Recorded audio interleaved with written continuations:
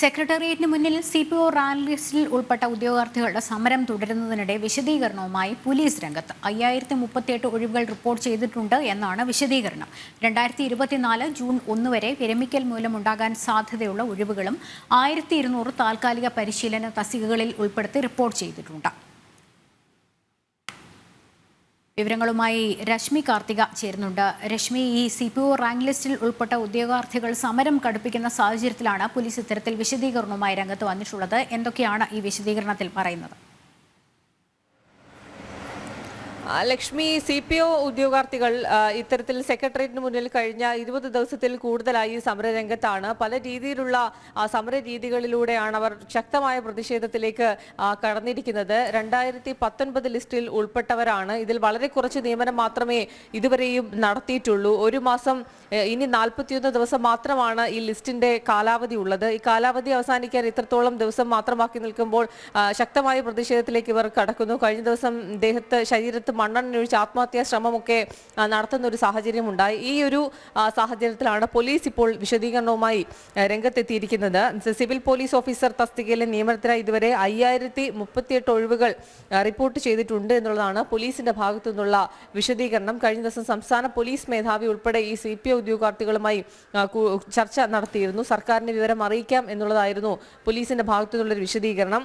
2024 June 1 വരെ വിരമിക്കൽ മൂലം ഉണ്ടാകാൻ സാധ്യതയുള്ള ഒഴിവുകളും 1200 താൽക്കാലിക പരിശീലന തസ്തികകളിൽ ഉൾപ്പെടുത്തി റിപ്പോർട്ട് ചെയ്തിട്ടുണ്ട് എന്നുള്ളതാണ് പോലീസിന്റെ ഈ ഒരു വിശദീകരണ കുറിപ്പിൽ പറയുന്നത്. നിലവിലെ കണക്കനുസരിച്ച് 3070 റിക്രൂട്ട് പോലീസ് കോൺസ്റ്റബിൾമാർ വിവിധ ബറ്റാലിയനുകളായി പരിശീലനത്തിൽ ഏർപ്പെട്ടിരിക്കുന്നു എന്നുള്ളതും ഈ വിശദീകരണത്തിൽ പറയുന്നു. അഡ്വൈസ് ചെയ്യപ്പെട്ട 1298 ഉദ്യോഗാർത്ഥികൾ നിയമനത്തിന്റെ വിവിധ ഘട്ടങ്ങളിലാണ്. 307 പുതിയ ഒഴിവുകളുടെ അഡ്വൈസ് PSCയിൽ നിന്ന് ലഭിക്കേണ്ടതായിട്ടുണ്ട്. ഇത്തരത്തിലുള്ള ഒരു വിശദീകരണമാണ് പോലീസിന്റെ ഭാഗത്തു നിന്നും ഉണ്ടായിരിക്കുന്നത്. ശക്തമായൊരു പ്രതിഷേധത്തിലേക്ക് ഉദ്യോഗാർത്ഥികൾ കടന്നൊരു സാഹചര്യത്തിലാണ് ഇത്തരത്തിൽ പോലീസിന്റെ ഭാഗത്തു നിന്നൊരു വിശദീകരണം. ഈ റാങ്ക് ലിസ്റ്റ് കാലാവധി ഒരു മാസം മാത്രമേ ബാക്കിയുള്ളൂ രശ്മി. ഈ സർക്കാർ ഒരു വിധത്തിലുള്ള ചർച്ചയ്ക്കും തയ്യാറാകുന്നില്ല. അതുകൊണ്ടാണ് സ്വന്തം ജീവൻ നൽകണമെന്നൊരു ചോദ്യത്തിലേക്ക് വരെ ഉദ്യോഗാർത്ഥികൾ എത്തുന്നത്. എന്തുകൊണ്ട് ഈ ഒഴിവുകൾ നികത്തപ്പെടുന്നില്ല, അല്ലെങ്കിൽ സർക്കാർ ചർച്ചയ്ക്കെങ്കിലും തയ്യാറാകുന്നില്ല എന്നുള്ളതാണ്.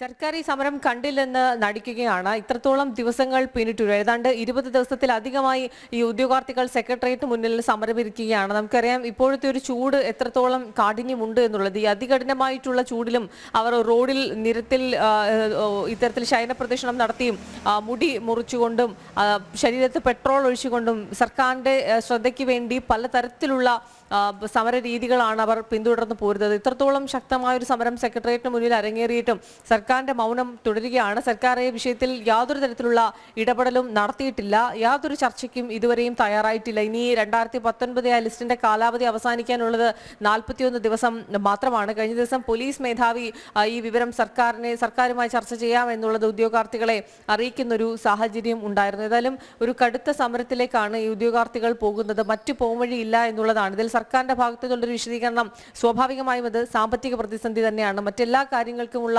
വിശദീകരണം പോലെ തന്നെ കടുത്ത സാമ്പത്തിക പ്രതിസന്ധി നേരിടുന്നു. അതുകൊണ്ട് തന്നെ കൂടുതൽ നിയമനങ്ങൾ നടത്താൻ ബുദ്ധിമുട്ടുണ്ട് എന്നുള്ളത് തന്നെയാണ് സർക്കാർ തലത്തിൽ നിന്നും അറിയാൻ കഴിയുന്ന ഒരു വിവരം. അത് എല്ലാ കാര്യങ്ങളിലും ആ സാമ്പത്തിക പ്രതിസന്ധി തന്നെയാണ് സർക്കാർ മുന്നോട്ട് വയ്ക്കുന്ന കാര്യം. ഏതായാലും കൂടുതൽ ശക്തമായൊരു സമര രീതിയിലേക്ക് ഉദ്യോഗാർത്ഥികൾ മാറുന്നു. കാരണം വളരെ കുറച്ചു ദിവസം മാത്രം ബാക്കി നിൽക്കുന്നത് കൊണ്ട് തന്നെ അവർ സമരം വരും മണിക്കൂറുകളിൽ കൂടുതൽ കടുപ്പിക്കും എന്നുള്ളതാണ്. കഴിഞ്ഞ ദിവസം മുൻ MP സുരേഷ് ഗോപി ഉൾപ്പെടെ ഇവർ സമരം നടത്തുന്ന CPO ഉദ്യോഗാർത്ഥികളെ സന്ദർശിക്കുന്ന ഒരു സാഹചര്യമൊക്കെ ഉണ്ടായി. കൂടുതൽ പേരുടെ പിന്തുണ ഉദ്യോഗാർത്ഥികൾക്ക് ലഭിക്കുന്നു. അവർ ശക്തമായ സമര രീതിയിലേക്കൊക്കെ കടക്കുകയാണ്. ഈ ഒരു സാഹചര്യത്തിലാണ് പോലീസ് ഇത്രത്തോളം ഒഴിവുകൾ റിപ്പോർട്ട് ചെയ്തിട്ടുണ്ട് എന്നുള്ള തരത്തിലുള്ള വിശദീകരണവുമായി രംഗത്തെത്തിയിരിക്കുന്നത്. പക്ഷേ സർക്കാർ ഭാഗത്തു നിന്നും ഈ ശക്തമായ ഒരു സമരം ഉണ്ടായിട്ടും ഉദ്യോഗാർത്ഥികൾ എത്രത്തോളം മണ്ണെണ്ണ ഒഴിച്ച് ആത്മഹത്യാ ശ്രമമൊക്കെ നടത്തിയിട്ടും സർക്കാരിന്റെ ഭാഗത്തു നിന്നും മുഖ്യമന്ത്രിയുടെ ഭാഗത്തു നിന്നും യാതൊരു ഇടപെടലും ഉണ്ടായിട്ടില്ല. ഇതുവരെ ചർച്ചയ്ക്കും തയ്യാറായിട്ടില്ല. ലക്ഷ്മി.